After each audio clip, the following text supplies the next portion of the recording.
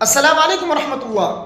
اللہ نہ کرے اگر کسی انسان کو کوئی مصیبت پہنچے تو مصیبت کے وقت وہ کون سی دعا پڑھے۔ نبی کریم صلی اللہ علیہ وسلم نے مصیبت کے وقت کیا کرنے کے لیے فرمایا ہے، غور سے سنیے۔ میں آپ کو اس مسئلے کی تھوڑی سی وضاحت آپ کے سامنے کرتا ہوں۔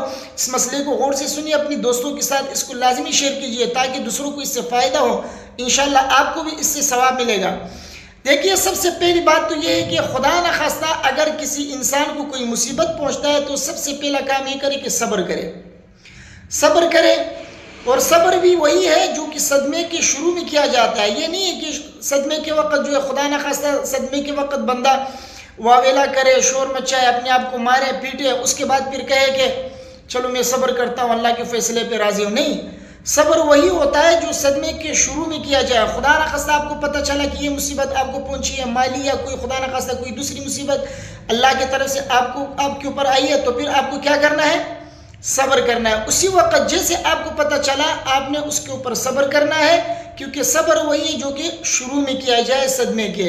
کیونکہ حدیث میں حضرت انس رضی اللہ تعالی عنہ نے فرمایا کہ رسول اللہ صلی اللہ علیہ وسلم نے فرمایا الصبر عند الصدمۃ الاولی، صدمے کے شروع میں جو صبر کیا جاتا ہے اسی کو صبر کہا جاتا ہے۔ تو صدمے کے مصیبت کے شروع میں آپ صبر کریں گے تو آپ کو صبر کرنے کی فضیلت حاصل ہوگی، صبر کرنے کا آپ کو ثواب ملے گا۔ دوسرا کام، مصیبت کے فوراً بعد جیسے آپ کو پتہ چلا آپ صبر کریں اور یہ دعا پڑھیں جو نبی کریم صلی اللہ علیہ وسلم نے پڑھنے کے لیے فرمایا ہے۔ وہ کیا ہے؟ وہ یہ ہے انا للہ و انا الیہ راجعون اللہم اجرنی فی مصیبتی واخلف لی خیرا منہا۔ انا للہ و انا الیہ راجعون اللہم اجرنی فی مصیبتی واخلف لی خیرا منہا۔ یہ دعا پڑھ لیجئے۔